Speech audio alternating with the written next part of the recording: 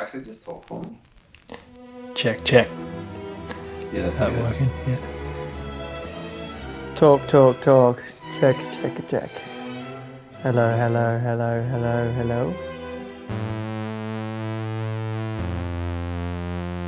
1, 2, 3, 4, 5, 6, 7, 8, 9, 10.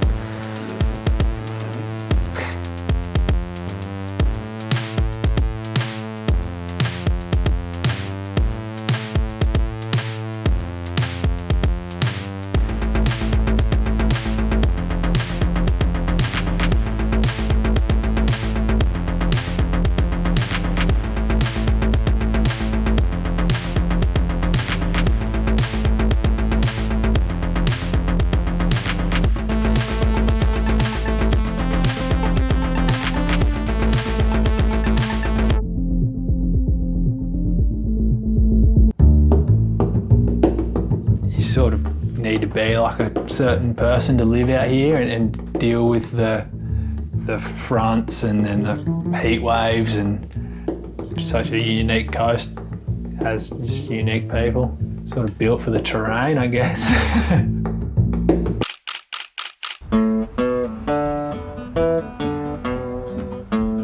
There's just so much wind and energy and just power in the ocean, and just so much going on at all times of the day. Yeah, and just like all the long drives, like nothing's easy, everything's just that little bit harder. Desert plains that just meet giant cliff lines, long white sandy beaches with no one on them, and crystal clear waters full of sharks and fun waves at the bottom of cliffs, pretty much. When I was real young, Dad had jaws, like sets of jaws that were like, 3 foot, 4 foot high, just hanging on the walls. Like, I don't know, I think about it every time I get in the water, but don't tell the other boys this, where we were today. And there was like a 10-footer, like 50 metres off the back of the break, just cruising by. C'est si bon, it's all so good when you do 710. I hear the news, weather and music too. WHB. It started with about 1,100 fruit trees, a couple hundred apples, I guess, different varieties. It's a heavily limestone sort of country, so it's pretty hard, very alkaline, but apples seem to like it. They get a nice crisp skin and firm flesh from all the calcium in the soils. Plenty of fruit goes around, gets spread around the place, so, which is okay. What goes around comes around. So. I went out on my first sort of prawn trawling trip with Dad when I was about 5. He'd take me out on shark trips and stuff when I was 7 and 8. I still thrive on chase, I guess. I'd way rather get up at 6 to go surfing than fishing.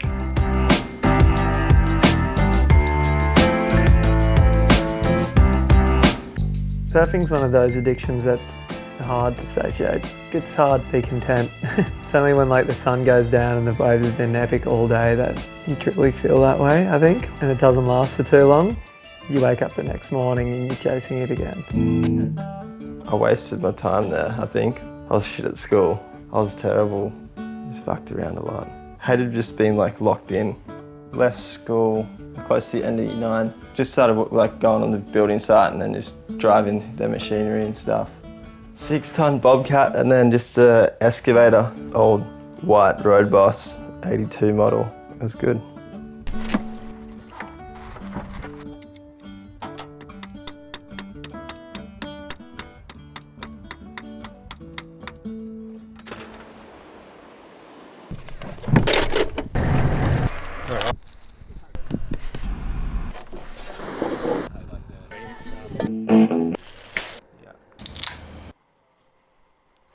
Six mil steel plate, like it's that thick. I had the phone call in the morning and big storm. Your boat's up on the rocks. Yeah, it's the Lady Jean. It's the Lady Jean. That's the name when I bought it, when we were in our 20s. Let's get a boat and sail to Tahiti. I bought a boat and we sailed. And then a few years ago I went on the rocks. Got it home, 500 hours. But I've got nothing to lose, and I just plod away and rebuilt the whole thing, and it's ready to go. The whole town is sort of like, when's the boat going in the water? When's the boat going in the port? When's the boat going in the port? So yeah, so within a few months, so that's been about a year or two now. Yeah, he was here. This guy come in with his mate, you know. I was within that trip. Were you? Yeah. Did you come in here? Yeah, we came in there. Yeah, okay. Yeah. I thought I'd seen you somewhere before. Yeah. Yeah, right. Yeah, I did that too. He's been cross-eyed. Christy. Did that get you in the eye? He's facing up. Got a bad habit.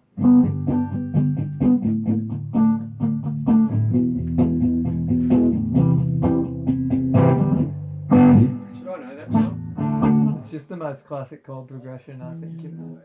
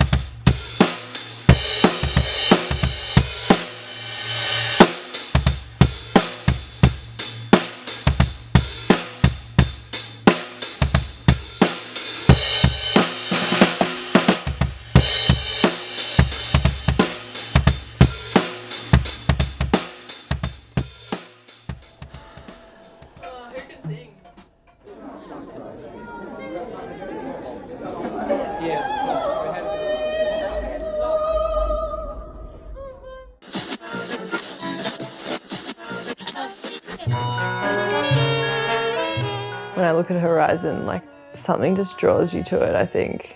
The sun and the water meet. It's beautiful.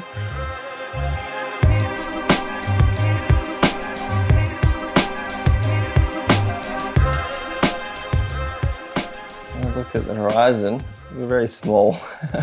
You feel like a little ant. Holy shit. We do spend a lot of time just staring at the horizon. It's pretty funny, hey?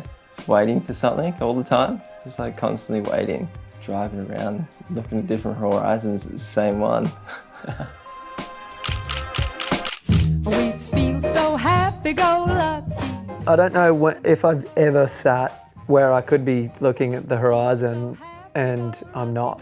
I will always face that way, and if I'm on the side of the table where I can't, I'm uncomfortable, you know? I'm like, why am I looking at the fucking wall?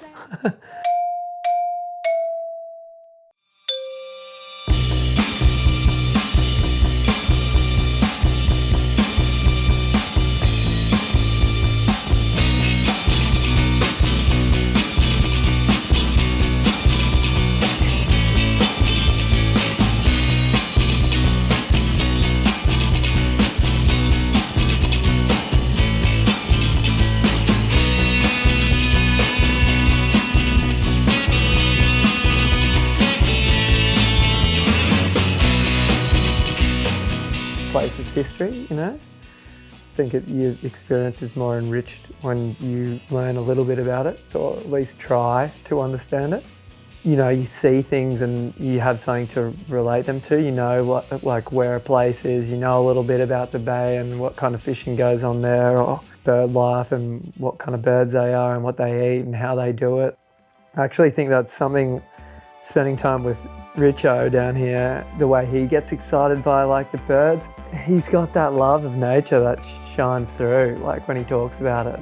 He doesn't take them for granted, he's actually interested in the way they work and how they work.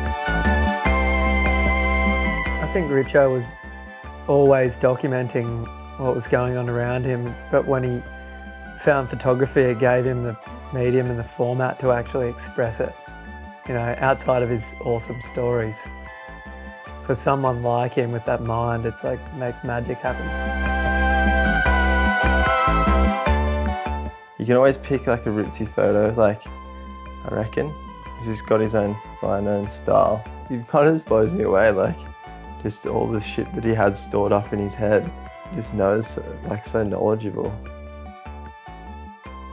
Sense of humour and his character is just, I've never met anyone like him before. His just mannerisms and his conversation flow and like the things, his experiences are just like far from anyone's that I've ever met. You just don't want to turn away. You want to hear everything that comes out of his mouth.